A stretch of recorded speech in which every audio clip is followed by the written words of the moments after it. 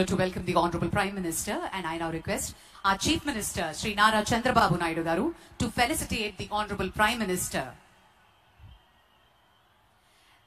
This is our very own Dharmavaram Angavastram, specially being felicitated by our Honorable Chief Minister, and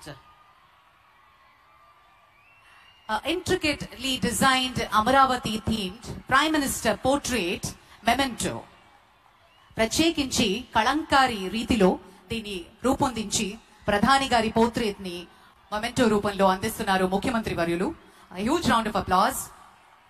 ముఖ్య అతిథి వారికి ఘనంగా సత్కరించుకుంటున్నాం. గట్టిగా కరతాళ ధ్వనులు ఉండాలి. మరింత గట్టిగా జై హో, జై హో ఆంధ్రప్రదేశ్. ధన్యవాదాలు, ధన్యవాదాలు. ఇంత మహోత్కృష్టమైనటువంటి చారిత్రకమైన మహోజ్వల ఘట్టానికి ఆలోచన చేసింది మన ప్రియతమ నేత శ్రీ నారా చంద్రబాబు నాయుడు గారు.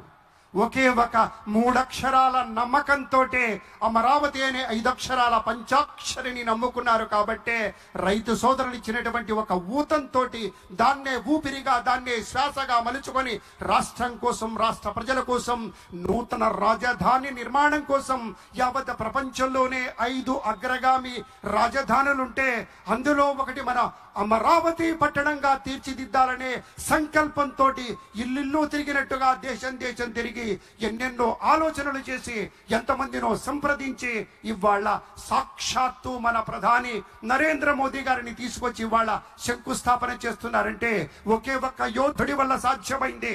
ఆ యోధుడి పేరే మన నారా చంద్రబాబు నాయుడు. అందరూ ఆలోచిస్తారు, అందరూ అనుకుంటారు నా ప్రజలు, నా దేశం, నా ఇల్లు, నా వాకిలి అని. కానీ ఒకే ఒక్కడు నా రాష్ట్రం అనుకుంటారు. కాబట్టే నా రాష్ట్రం అనుకుంటారు కాబట్టే ఆయన నారా చంద్రబాబు నాయుడు అనేటువంటి మాట కూడా మీతో మనవి చేసుకుంటూ, ధన్యవాదాలు పెద్దలారా.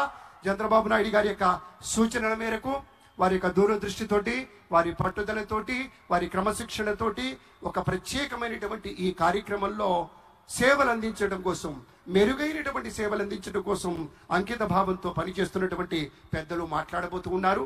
మొట్టమొదటి